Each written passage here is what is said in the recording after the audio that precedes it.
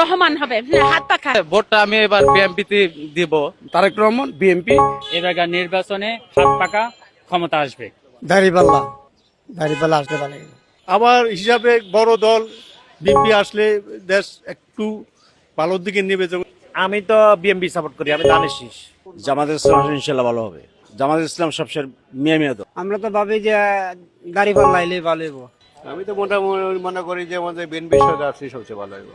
আমার দৃষ্টিভঙ্গি থেকে আমি মনে করি যে বর্তমানে ইসলামী আন্দোলন বাংলাদেশ পীর সাহেব চরমনের হাত পাকা প্রতীকে আমরা ইনশাল্লাহ স্বতঃস্ফূর্তভাবে ভোট দিতে সবাইকে আহ্বান করব। নির্বাচনে ভোট বিএনপি আসলেই আমার জন্য ভালো। আর আমি হাত পাকায় ভোট দিব এই জন্য, কারণ হাত পাকা ইসলামী আন্দোলন। এবার নির্বাচনে ভোট দিব আল্লাহ ধানের শীষে ভোট দিব।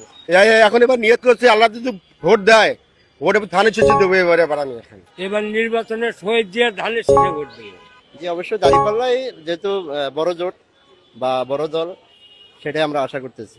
পার্সোনালি আসলে বর্তমানে সবচেয়ে জামাতে গিয়ে সব থেকে আমি জামাতকে এগিয়ে রাখবো।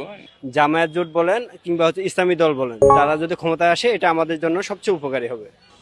ধানের শীষে ভোট দেবো। আমার দল বাপদাদা করে গেছে জিয়ার দল, আমরা করিব না।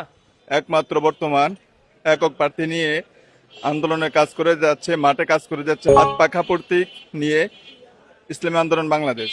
আমাকে ভোট আমরা